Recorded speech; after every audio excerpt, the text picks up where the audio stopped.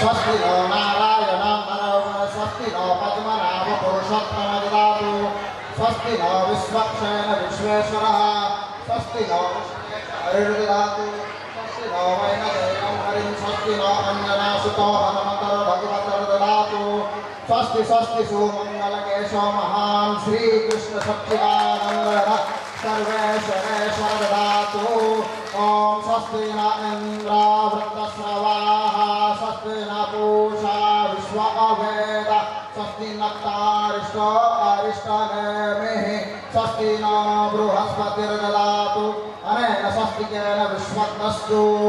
वैसे ही रक्षा होगी जैसे भगवान नारायण हमेशा देवताओं की रक्षा करते हैं। वो कभी किसी संकट में नहीं पड़ेगा, वो जीवन में हमेशा खुश रह सकता है जो तुम्हारे लाला से, तुम्हारे बेटे से प्रीति करेगा।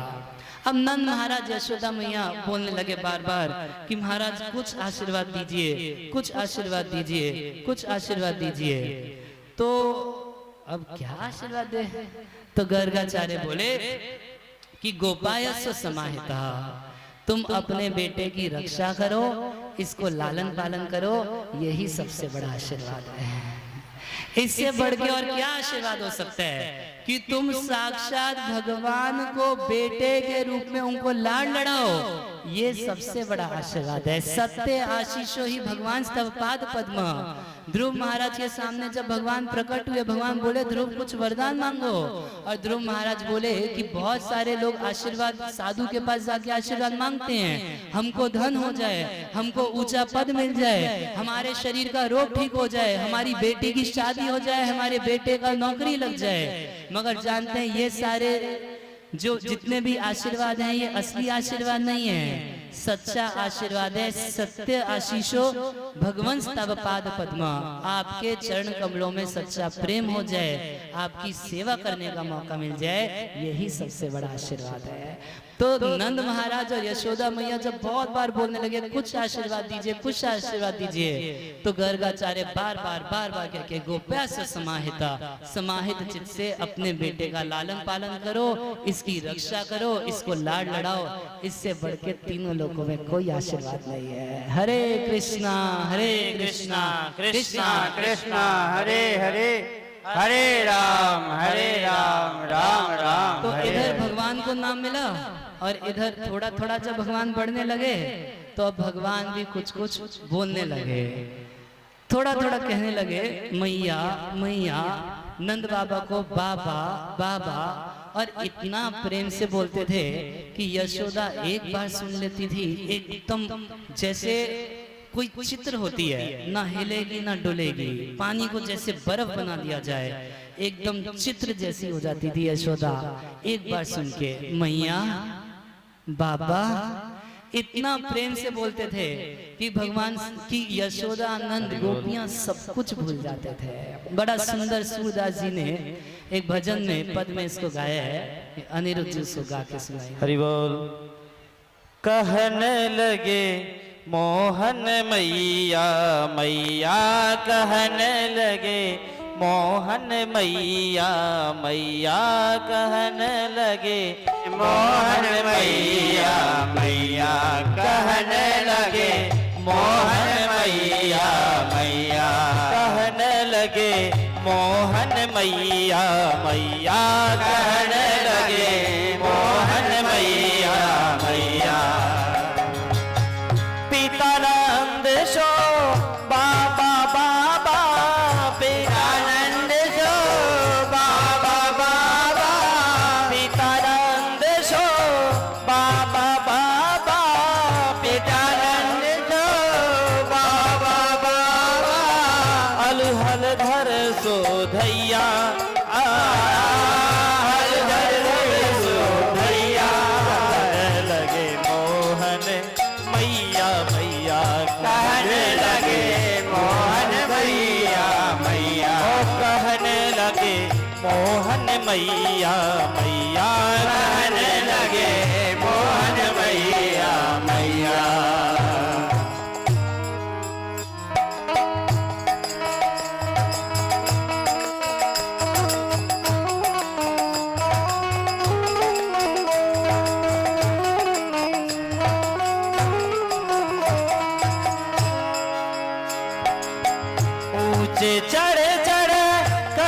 यशोदा ले ले नाम कन्हैया।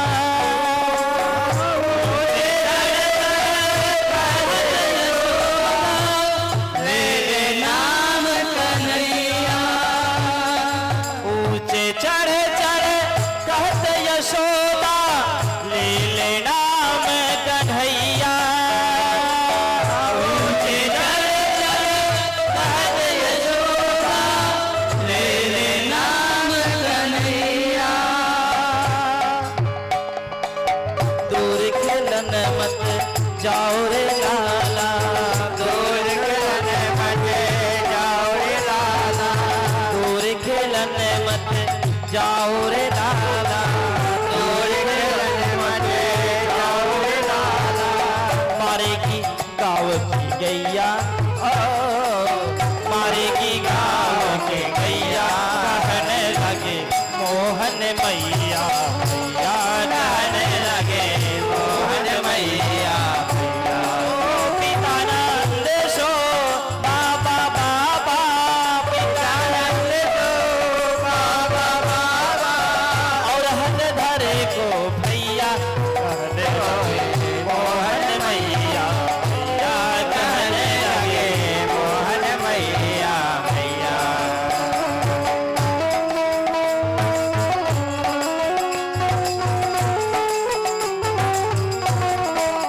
सभी लोग ताली बजाते हुए हरि बोल।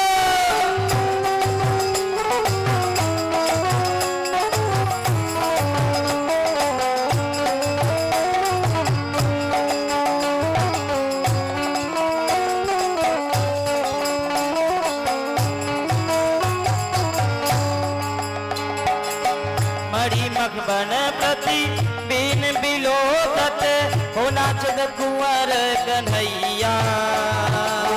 मणि मखबन प्रति बीन बिलोकत हो नाचत कुंवर कन्हैया। मणि खंबन प्रति बीन बिलोकत नाचत कुंवर कन्हैया। मणि खंबन प्रति बीन बिलोकत नाचत कुंवर कन्हैया। एक बार अभी महाराज जी कुछ लीला में बताएंगे। एक बार भगवान श्री कृष्ण माखन लेकर के हाथ में बहुत हीरे मोती जवाहरात से सजे हुए खंबे के सामने चले गए। और वहां क्या जब गए तो अपने आप को ही देख रहे हैं, मेरे जैसा ही खड़ा हुआ तो सोचे कि कोई दूसरा है तो उसको क्या किए, लो खा लो और मैया से मत बोलना। तो ऐसे कर रहे हैं। मणि खंभन प्रति बिन बिलोकत नाचत कुंवर कन्हैया। मणि खंभन प्रति बिन बिलोकत नाचत कुंवर कन्हैया। गोपी ग्वाल के करत कुतूहल, गोपी ग्वाल करत कुतूहल।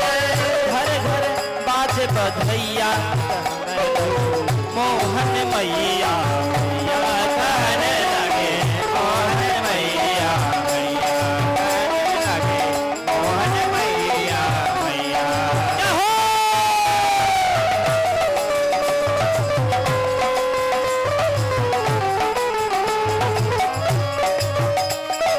जानुभ्याम सह पाणिभ्याम।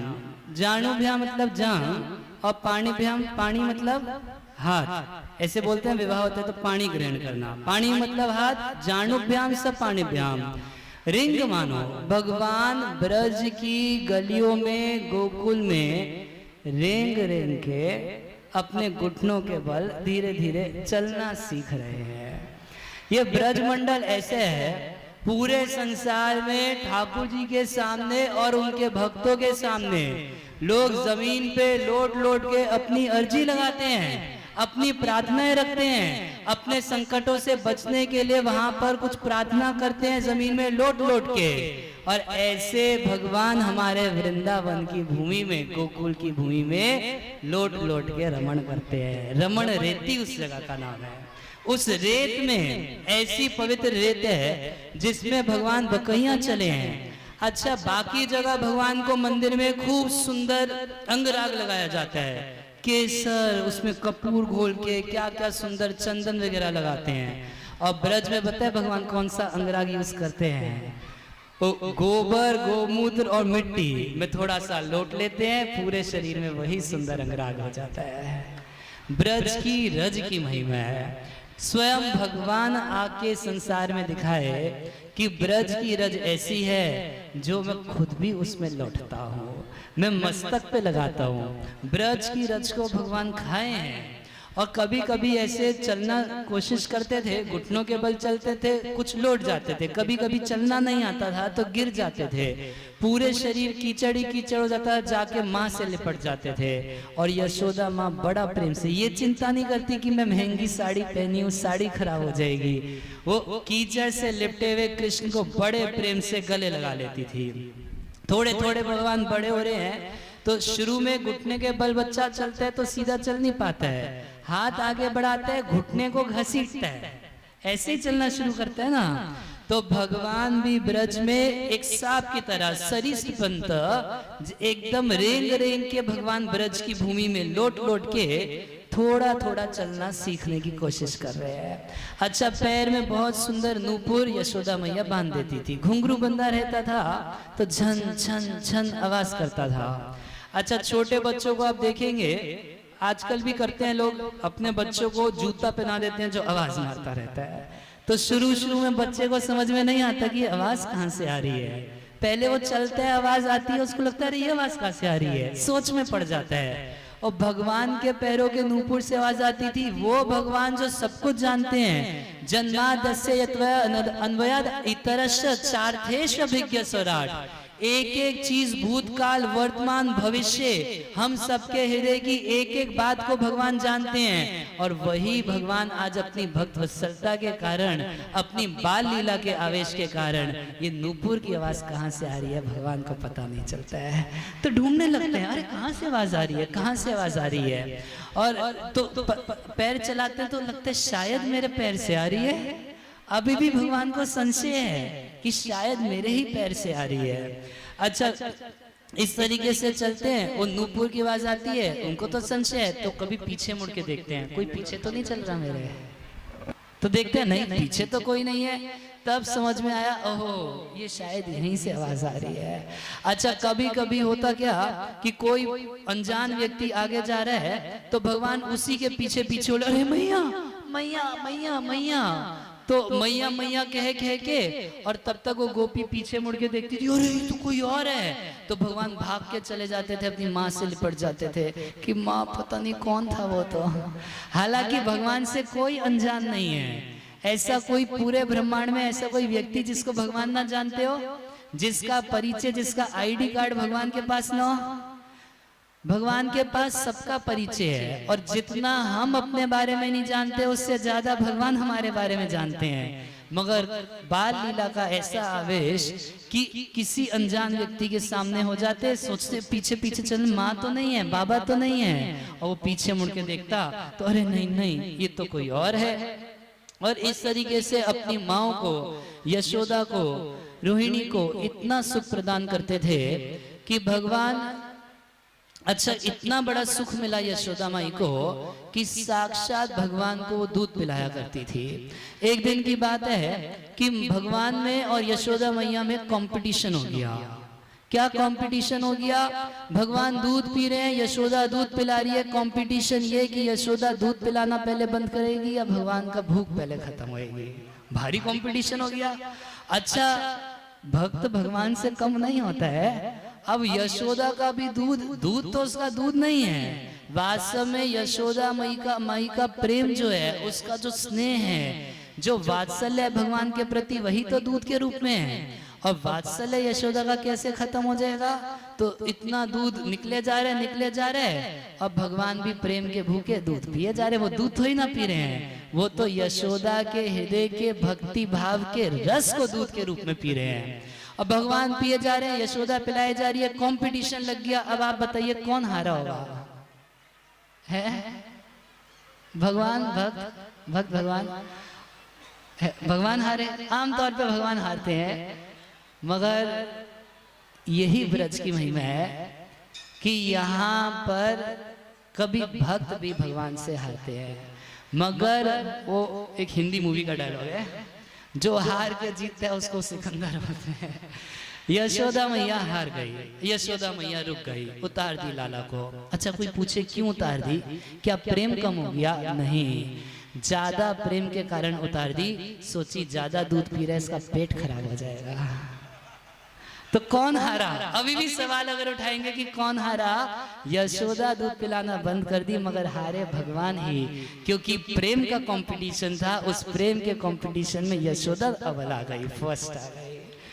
अच्छा अब भगवान सोचे कि यशोदा को टेंशन हो गई कि मैं इतना सारा दूध पी लिया, तो भगवान क्या किए, उसी समय अपना मुंह खोल के संपूर्ण ब्रह्मांड अपने मुख के भीतर दिखा दिए। बोले मैया चिंता मत करो, अकेला मैं नहीं पिया, इस संसार के सारे जीव जंतु तुम्हारा स्नेहमय दूध पिए हैं, कोई चिंता की बात नहीं है, पेट खराब नहीं होगा। यशोदा मैया को, गोपियों को दिन रात भगवान इतना सुख देते थे, ऐसी बाल लीलाएं करते थे। अच्छा नंद बाबा और पुरुष लोग तो काम धंधे पे चले जाते थे, मगर जो लेडीज थी, महिलाएं थी, गोपीगण थी, उनको 24 घंटे इन लीलाओं का सुख मिलता था। और गोपियां इतनी आकृष्ट रहती थी कि किसी न किसी बहाने नंद महाराज के घर चली आती थी, किसी न किसी बहाने कृष्ण को देखने के लिए, कृष्ण से कुछ सुनने के लिए नंद महाराज के घर चली जाती थी। अपने घर वालों को खाना पीना देना भी भूलने लग गई थी। वो सुबह सुबह आ जाती थी नंद भवन में। अब घर वाले बोलते थे कि कुछ मिलेगा, किचन बनेगी, रसोई बनेगी, खाने को मिलेगा, तो बोलती थी कि रोज तो खाते ही हो, क्या जाएगा? अरे वहां पर लीला रात को नहीं दिन में ही होती है, लीला देखने के लिए दिन में ही जाना पड़ेगा, तो रात को आके खिला दूंगी। पूरा दिन खुद भी नहीं खाते थे, परिवार वालों को भी खिलाना भूल जाते थे। इतना सुख में निमग्न हो गए, इतना सुख में निमग्न हो गए, और भगवान ऐसी बाल लीला कर रहे हैं। अच्छा कभी कभी क्या होता, कोई बछड़ा बैठा हुआ है, तो जाके कृष्ण उसकी पूंछ पकड़ लेते थे। तो जैसे ही पूंछ पकड़ते थे, आप सोचिए आनंद कंद भगवान किसी को स्पर्श करेंगे, एकदम रोमांच हो जाता था बछड़े को, और आनंद होता है। अब भगवान क्या करेंगे, पूंछ को थोड़ा कस के पकड़ ले। अब कस के बछड़े की पूंछ पकड़ेंगे तो भागेगा, और जब भागने लगता था तो भगवान पूंछ पकड़े, मैया मैया मैया, तो सारी गोपियां बोलती थी अरे छोड़ दे, पूंछ छोड़ दे, पूंछ छोड़ दे। तो भगवान इतना नहीं समझते थे कि पूंछ छोड़ दूंगा तो बच जाऊंगा। वो ब्रज की जमीन में लोट लोट के मैया ऐसे करते रहते थे। अनेक सुंदर सुंदर लीलाएं भगवान किए। कभी कभी बछड़े की पूंछ पकड़ लेते थे, और कभी कभी क्या करते, गोपियां घर का कुछ काम करती तो डिस्टरबेंस भी बड़ा किया करते थे भगवान। कभी क्या करेंगे कि मान लीजिए घर में कुछ हवन यज्ञ किया है, तो हवन यज्ञ करने के बाद आग जली रहती है, ऐसे तुरंत नहीं बुझती है, और जाके वहां पर अंगारा लेके मुंह में रखने, यशोदा भागती, अबे क्या कर रहे हैं, रोकने के लिए भागती थी। आप देखिए यशोदा मैया बड़ी शांति से जीवन जीती थी कृष्ण के होने से पहले। जब तक कृष्ण नहीं हुए थे तो यशोदा बड़ा शांति से जीवन जीती थी, हरि भजन करती थी, कोई टेंशन नहीं। और जब से कृष्ण हुए तब से भगवान श्री कृष्ण यशोदा को एक सेकंड चैन से बैठने नहीं देते थे। भगवान का ये स्वभाव है। भगवान चाहते हैं कि सारे जीव मेरे अंश हैं, मेरे हैं। जब मेरे हैं तो दूसरे के बारे में क्यों सोचते हैं, उनको मेरे बारे में सोचना चाहिए। तो ऐसा कुछ ना कुछ करते रहते थे जिससे कि उन सबका नजर जो है वो भगवान की तरफ बना रहे। तो कभी कभी सुखदेव गोस्वामी वर्णन कर रहे हैं श्रृंगी, कभी कभी कोई गाय, हरिण या किसी का सींग पकड़ लेते थे, तो यशोदा बड़ा डर जा, अरे सींग पकड़ लिया मार देगा, तो ऐसे हाथ से सींग पकड़ते थे। कभी कभी उस पशु के ऊपर चढ़ के बैठ जाते थे, सवारी करते थे, बोलते थे ये नंदी और मैं महेश। इस तरीके से अनेक खेल की लीला करते थे। कोई अग्नि होती थी, रसोई की अग्नि है, उस अग्नि में कूद जाते थे। कभी यज्ञ की कोई अग्नि है, उसको उठा के, जलती हुई आग को उठा के मुंह में रख लेते थे। वो भगवान को ये अक्ल नहीं थी कि क्या खाना चाहिए क्या नहीं खाना चाहिए। जैसे कोई छोटा बच्चा जो मिलेगा मुंह में रख लेगा, वैसे रखने लगते थे। कभी कभी कोई कुत्ता या बंदर तो कुत्ते बंदर को देखते हैं, तब देखें बंदर क्या करता है, हुड़की दिखा रहा है, ऐसे करके हुड़की दिखाता है। वो कुछ करेगा नहीं, उसके बस की कुछ नहीं है, और डराता है, हुड़की दिखाता है। तो भगवान भी जाके सो जाते, और यशोदा मैया डरती थी। अरे ऐसे उसको देखिए, बंदर का क्या सिस्टम है, आप बंदर को परेशान मत कीजिए, उसकी तरफ देखिए मत, आप पे नहीं झपटेगा, मगर उससे आंख से आंख मिलाइए, कुछ ऐसे करने लगिए तो फिर झपटने लगता है। तो कुछ ना करने पर कुछ नहीं करेगा, मगर भगवान छेड़ते थे। अच्छा, कभी कभी क्या करेंगे, किसी कुत्ते को पकड़ लेते थे, एक हाथ से कुत्ते को ऐसे गर्दन पकड़ लेते थे, इधर हाथ से गर्दन पकड़ ली और इधर से उसकी जीभ पकड़ लेते थे। कभी कभी कुत्ते को पकड़ लेते, और कभी कुत्ते की आदत होती है मुंह खोलेगा कुछ खाएगा, तो भगवान उसके मुख में ऐसे हाथ दे देते थे। तो पहने दांत हैं, यशोदा को उससे भी बड़ा डर लगता था। ऐसी ऐसी लीला करते थे, एक सेकंड यशोदा को चैन से नहीं बैठने देते थे। घर में, अब नंद महाराज तो राजा थे, घर में तलवार रखी रहती थी, तो जाते थे म्यान से तलवार निकालने लगते थे, भागते थे ब्रजवासी, अरे तलवार निकाल रहे, चोट लग जाएगी उसको। अच्छा, कभी क्या करेंगे, कुएं पे चले जाएंगे, कुएं पे जाएंगे तो अब इतनी ताकत तो है नहीं कुछ, वो बाल्टी कुएं में फेंक के अब रस्सी को खींचने लगते, अब खींच तो रही है नहीं, और पता चलता रस्सी केवल भगवान भी कुएं में जाने लगे हैं, तब मैया ऐसे भगवान रो रो के दिखाते थे। और कभी कभी पक्षियों की नकल करने लगते थे। एक बार की बात है कि एक कण्व ऋषि थे, तो कण्व ऋषि जो थे वो यशोदानंद महाराज के घर पे आए। अच्छा, ये स्वपाक ब्राह्मण थे, खुद बनाते थे, खुद खाते थे। पिछला दिन एकादशी किए थे, आज द्वादशी का दिन था। सुबह सुबह नंद भवन पहुंच गए। जब नंद महाराज के यहाँ पहुंचे तो नंद बाबा यशोदा बड़ा रिक्वेस्ट करने लगे, प्रार्थना किए, विनती किए कि कुछ रसोई बनाइए और खाइए, हमारे घर से भूखे जाएंगे ठीक नहीं है। बोले हम तो बड़ा जी साफ सुथरे ढंग से, अरे कोई दिक्कत नहीं, आपके लिए एकदम अलग से रसोई बना देते हैं। तो जहाँ गाय खड़ी रहती थी उधर में ही उनके लिए साफ सुथरा रसोई करके बना दिया। अब रसोई कुछ बनाए, वहां पे पाक किए, और उसके बाद ठाकुर जी का शालिग्राम शिला लेके चलते थे। जब ठाकुर जी को भोग लगाने लगे, हाथ में घंटी रखे, घंटी बजाए और मंत्र बोला जाता है भोग लगाते समय, नमो ब्रह्मण देवाय गो ब्राह्मण हिताय च जगत हिताय कृष्णाय गोविंदाय नमो नमः।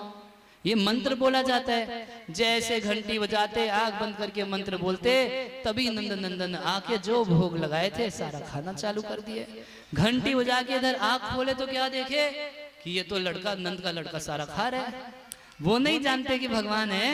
अरे नंद का लड़का मेरा भोग झूठा कर दिया, अब शोर मचाना शुरू कर दिए। नंद महाराज आए, यशोदा आए, बोले अरे भाई इसने परेशान करके रखा है।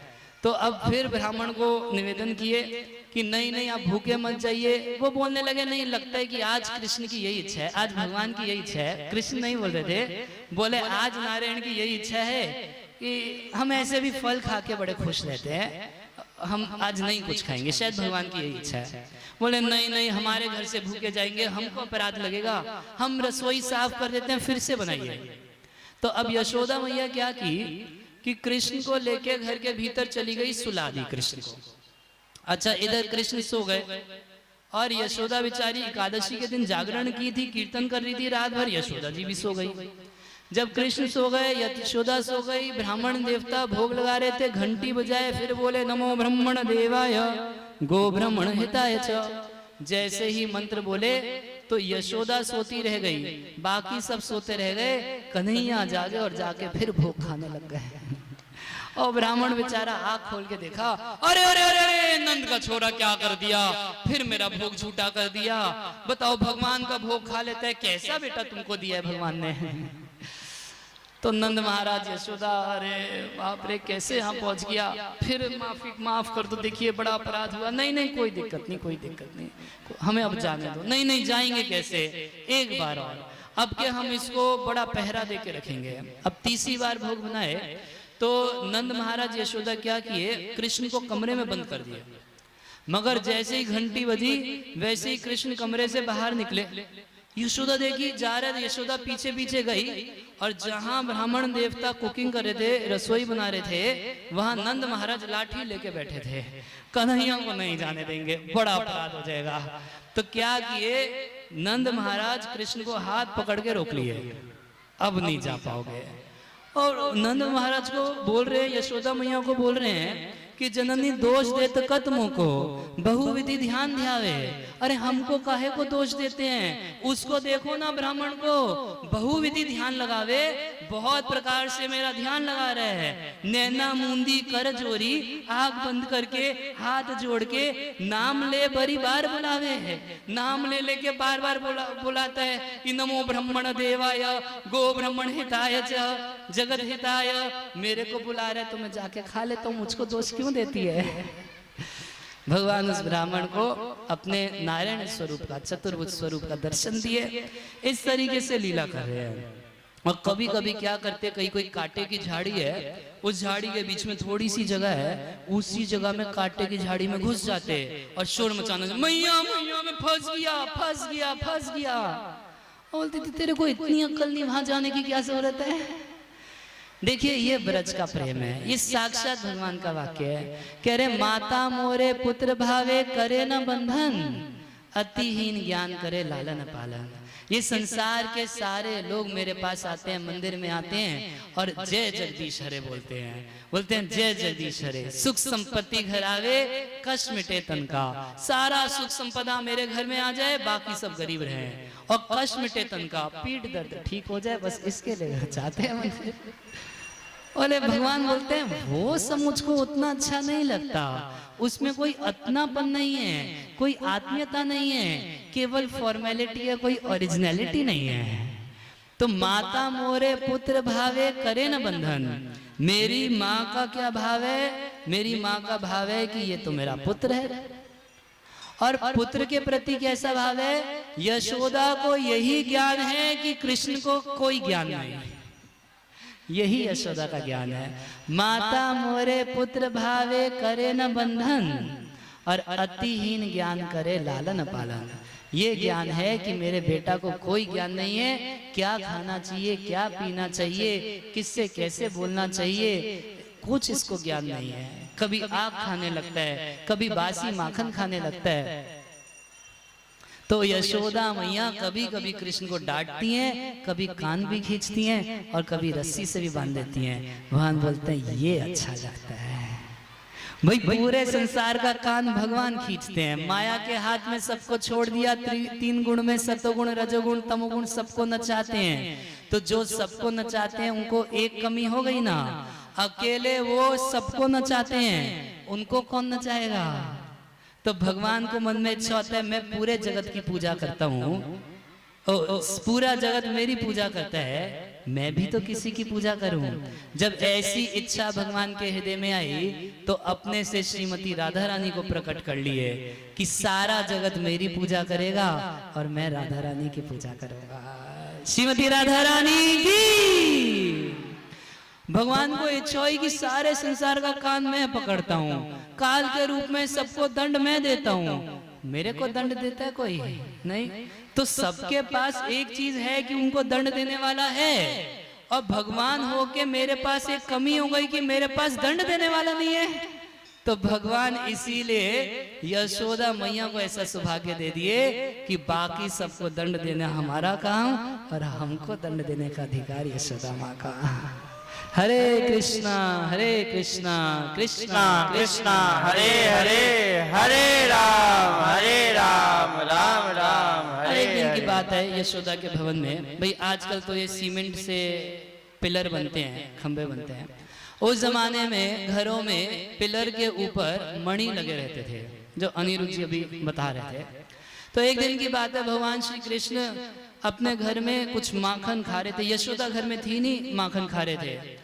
तो माखन खा रहे थे तो उनकी नजर उस खंबे में गई, पिलर के मणि में उनको अपना ही प्रतिबिंब दिखाई दिया। तो मन में सोचे अरे लगता कोई दूसरा लड़का है। तो भगवान सोचे कि इसको थोड़ा रिश्वत देके चुप कर देता हूँ। तो भगवान भी दिए रिश्वत। वो मक्खन हाथ में है, माखन है, खा रहे थे, खाते खाते रुक गए, देख रहे हैं कहीं ऐसा ना कि जाके मैया को बता दे। तो क्या किए, उसको आगे कर दिए, तू भी खा ले मगर देख मैया को मत बताइए। तो वो तो जैसे भगवान करते वो भी कर देता। तो ऐसे कर रहे थे भगवान, तब तक यशोदा मैया देख ली क्या कर रहे हैं, तो यशोदा मैया देखी और वहां पहुंच गई। तो भगवान अब यशोदा को बोलने लगे, मैया मैया देखो ना, तुम्हारे घर में घुस गया, तुम्हारा माखन चोरी कर रहा था। मैं तुम्हारा माखन बचा रहा था, मैं चोरी नहीं कर रहा था। अच्छा हुआ क्या, ऐसे भगवान यशोदा के घर में लीला करते थे, बाहर नहीं। तो गोपियां कोई ना कोई बहाना करके बार बार यशोदा के घर आती रहती थी। कभी कोई अरे मैं दिया जलाने आई हूँ, कोई बोलती थी मेरा बछड़ा लगता है तुम्हारे घर में घुस गया, अभी तुम्हारा बछड़ा हमारे घर में का। वो आती थी कृष्ण को देखने के लिए, अखियां हरि दर्शन को प्यासी, वो उनकी आंखें हरि दर्शन को इतना प्यासी रहती थी कि आती थी बार बार हरि को देखने के लिए। अच्छा जब आती थी कोई ना कोई ऐसी लीला, एक दिन की बात है, यशोदा बोली गोपियों को कि देखो ये बहुत नटखट है, बहुत शैतान है, तुम लोग भी सेवा किया करो, ध्यान रखा करो इसका कि कुछ गड़बड़ ना करे। अब तो गोपियों को मौका मिल गया, अब तो यशोदा ही ड्यूटी में लगा दी ना, तो अब घर में बहुत समय बिताने को मिलता था। अब एक दिन की बात है, भगवान श्री कृष्ण यशोदा को कहने लगे कि मैया तुम मुझको मेवा खिलाती हो, पकवान खिलाती हो, मगर मैया मोहे माखन मिश्री भावे, ये मुझको तुम्हारे पकवान अच्छे नहीं लगते। तुम सोचती हो महंगी महंगी मेवा, काजू बादाम पिस्ता खिलाऊंगी, मगर मेरे को ये सब अच्छा नहीं लगता। मैया मोहे माखन मिश्री भावे, मुझको माखन मिश्री बड़ी अच्छी लगती है। तो माँ यशोदा तो चिंता करती थी, सिर्फ माखन मिश्री खाएगा तो ये तंदुरुस्त कैसे बनेगा, और भी चीज खिलानी है। उसी घर में एक गोपी वहीं खड़ी देख रही थी। तो गोपी जब देखी कि कन्हैया क्या बोल रहे हैं, माखन मिश्री अच्छा लगता है, माखन मिश्री खाऊंगा, तो अपने मन में इच्छा करने लगी कि ऐसा नहीं हो सकता क्या कि ये कृष्ण मेरे भी घर में आए और माखन खाए। अब देखिए जो लोग बोलते हैं कि भगवान गलत किए, चोरी करते थे, कैसा भगवान है तुम्हारा, तो इस चोरी को थोड़ा सा समझना पड़ेगा या नहीं समझना पड़ेगा। ये चोरी शुरू कैसे हुई, ऐसा क्या हुआ जिसकी वजह से भगवान चोरी करना शुरू किए। तो जब ये गोपी देखी कृष्ण को माखन मिश्री बड़ा अच्छा लगता है, तो इसके मन में एक चाह हुई। क्या चाह हुई कि हम भी माखन मिश्री खिलावे कृष्ण को, मगर क्यों खाएगा मेरा। नंद महाराज राज है, उनके घर में कोई कमी नहीं, यशोदा मैया पद्मगंधा गाय रखी थी, उस गाय से इतना बढ़िया माखन निकाल के कृष्ण को खिलाती थी, हमारे घर का को आएगा। तो गोपी मन में इच्छा की, मगर अगर आ जाता तो कितना अच्छा होता। अच्छा तो भगवान सबकी इच्छा पूरी करते हैं, ये भगवान का स्वभाव है। नाम चिंता मणि कृष्ण चैतन्य रस विग्रह। आप कोई इच्छा यदि भगवान के प्रति कर लेंगे, भगवान से यदि करेंगे वो भी जरूर पूरी करेंगे। भगवान के प्रति यदि आप कोई भगवान की ही इच्छा कर दिए तो 110% भगवान पूरी करते हैं। जैसे मैं उदाहरण दिया कि बलि की बेटी रत्नमाला इच्छा की कि कृष्ण को दूध और जहर दोनों पिलाऊं, भगवान इच्छा पूरी कर दिए। ऐसे ही एक बार की बात है, एक कछुआ था, तो वैकुंठ में जहां भगवान विष्णु लेटे रहते हैं, एक कछुआ वहां पर पहुंचा और भगवान श्री विष्णु के चरणों से बहुत सुंदर लाल लाल आभा निकलती है। तो कछुआ जब ये लाल लाल आभा देखा बड़ा आकर्षक लगा, तो चाहता था भगवान के चरणों को चाटना। भाई जिस शरीर में उस शरीर के अनुसार चरणों को चाटना चाहता था। तो जैसे ही निकट आता था लक्ष्मी जी भगा देती थी। तो फिर धीरे धीरे आने लगता था, फिर बार बार आने लगता था। तो लक्ष्मी जी शेषनाग को इशारा की, हटाओ इसको, मुश्किल है। एक बार ऐसा फुफकारे जाके पड़ा एकदम नीचे। तो अब वही कछुआ जो था अगले जन्म में जब भगवान राम अवतार लिए तो केवट के रूप से जन्म लिया। अब भगवान राम को जब गंगा पार करनी थी तो केवट से निहोरा कर रहे थे कि हमको गंगा पार करा दो, नौका में चढ़ा दो। केवट बोला कि भैया हम आपकी चरणों की महिमा सुने, तुम्हारा चरण कैसा है कि कहीं रख देते हो तो पत्थर भी नारी बन जाती है, और हमारी नौका पे चढ़ोगे उसको नारी बना दोगे। ये एक नारी से इतनी टेंशन है, दो हो जाएगी तो मेरा क्या होगा। ये तो बहुत बड़ी टेंशन। अच्छा एक टेंशन ये भी है, नौका से तो जीविका चलती है, उस नौका को तुम नारी बना दोगे। तो देखो आप पे हमको विश्वास है, आपकी चरण धूलि पे हमको बड़ा संशय है। तो ऐसा करिए, चरण धुलवा लीजिए, चरण धूली हट जाएगी और उसके बाद आप नौका पे चढ़ सकते हैं, हमें कोई समस्या नहीं। लक्ष्मण जी ऐसे देख रहे हैं, क्रोध आ रहा है उनको, बोल रहे हैं भगवान के आगे कंडीशन रखता है। भाई भगवान के आगे तो अहेतु की भक्ति की जाती है और उनके आगे कंडीशन रख रहे हैं। लक्ष्मण जी को बड़ा गुस्सा आ रहा था और भगवान मुस्कुरा रहे थे। भगवान जानते हैं कि क्या काम चल रहा है, तो भगवान मुस्कुरा के बोले ठीक है, जो तुम्हारी इच्छा जल्दी करो, मगर हमारे पास टाइम कम है, जल्दी जल्दी करो। तो जल लाया, भगवान के चरण पखारा। अब देखिए क्या कौतुक है, वही लक्ष्मी जो कछुए को भगा रही थी, वही लक्ष्मी जी सीता जी सामने खड़ी हैं और उनके सामने भगवान का चरण धो के पी रहे, कुछ नहीं कह सकती। और वही शेषनाग फुफकार के भगा दिए थे, लक्ष्मण की तरह खड़े हैं, बोले फुफकारते रहो, तुम्हारे सामने भगवान का चरण जल पीऊंगा। भगवान के प्रति कोई इच्छा कर दो, भगवान पूरी करते ही करते हैं। प्रभुपाद जी कई कई जगह इच्छा कर देते हैं, हाँ मंदिर हो भगवान का, वही भव्य मंदिर बन जाता था। अब इसलिए समय लगता था, मगर आप भगवान के प्रति कोई इच्छा कीजिए। आप इच्छा किए कि सब लोग भगवान से प्रेम करें, होगा एक दिन। आप इच्छा किए सब लोगों की जीवा पे भगवान का नाम हो, तो होता है एक दिन। आप कुछ इच्छा कर लीजिए भगवान के प्रति, वो इच्छा भगवान जरूर पूरी करते हैं। तो गोपी क्या इच्छा की? गोपी इच्छा की कि कृष्ण हमारे घर भी आवे, हमारा भी माखन खावे, तब मेरा जीवन सफल हो जाएगा। तो अपने घरों में बड़ी मेहनत करके माखन निकाल के गोपियां रखती थी। अच्छा, अब फिर भी एक सवाल आएगा कि अगर माखन निकाल के रखती थी तो कृष्ण को दे क्यों नहीं देती थी? तो कभी कभी गोपियां कृष्ण को बोलती थी कि कन्हैया मेरे घर आइयो, तो भगवान बोलते थे मैं भिखारी हूं जो तेरे घर आके खाऊंगा, मैं क्यों आऊं तेरे घर? नहीं, कन्हैया कभी कभी आइयो। अच्छा, कभी कभी घर पे आ जाते थे, पकड़े जाते थे, तो गोपी बोलती थी कन्हैया माखन खाएगा? बोलते थे मैं निकम्मा नहीं हूं, निठल्ला नहीं हूं, मैं फोकट में नहीं कुछ खाता, अपनी कमाई का खाऊंगा, मेहनत करके खाऊंगा, चाहे चोरी करके खाऊं, मगर खाऊंगा काम करके। ऐसा फोकट का नहीं खाएंगे, चोरी का ही खाएं मगर कुछ मेहनत करके खाएंगे। बात ये थी कि गोपियों के पास जब भगवान आते थे, गोपियां माखन उन्हीं के लिए निकाल के रखती थी, मगर इस संकोच के मारे कि यदि मैं कृष्ण को माखन देने लगी तो हो सकता है लज्जा करके ना खाए, तो गोपी जान पूछ के घर के भीतर छिप जाती थी कि मैं ना देखूं और पीछे से खा ले।